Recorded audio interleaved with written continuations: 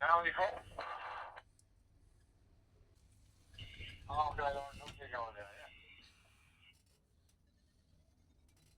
Dobio sam ponovo dugoročni posao, ostajem ovdje, super je, ista je firma i Crane Supervisor također je sa staroga sajta.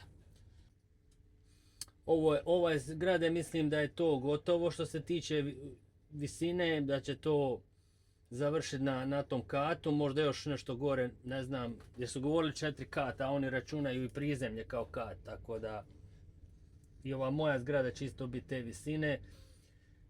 Zanimljivo je da ovaj kran je 5 metara duži, to jest viši, i 50 metara, 10 metara duža mu je ova rufka nego onome što sam radio starome.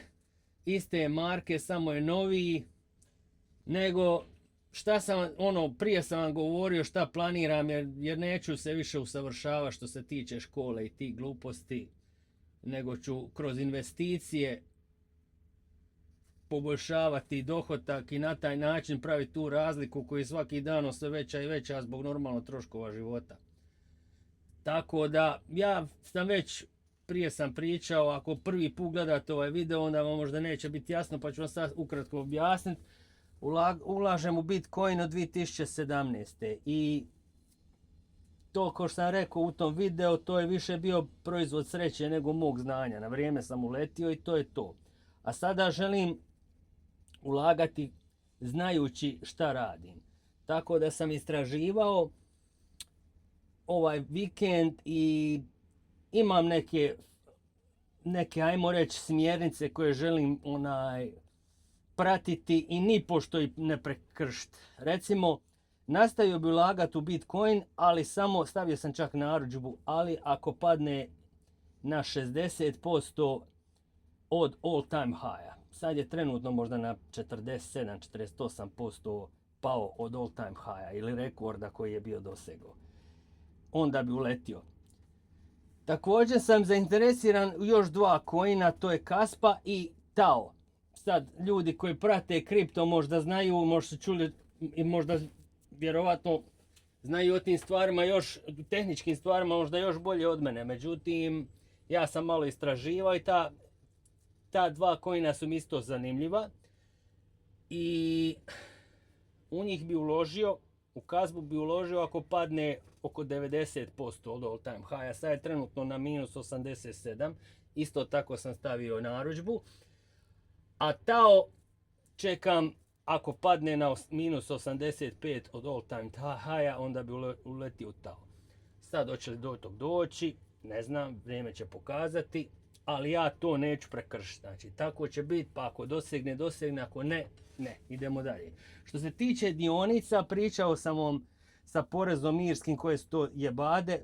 Praktički iz Hrvatske je puno bolje ulagati što se tiče dionica i dobiti na dionicama nego ovdje te kako god okreneš preko 30% deru. Za te stvari treba mi još znanja. Google mi je privlačan mi je Microsoft, privlačan mi je Palantir, zato što sad su dosta o tome počeli pričati kako to sve živo špijunira i vamo tamo. To su firme koje me privlače i koje želim istražiti, vidjeti i u budućnosti uložiti. Tu je također i SpaceX. Ali SpaceX je dosta onako, što sam malo prije rekao, trebaš gledati u budućnost. Ako oni stvarno ostvare ono što planiraju, otići na Mars, vamo tamo, i ako naravno Elon Musk ostane šef te tvrtke, uvjeren sam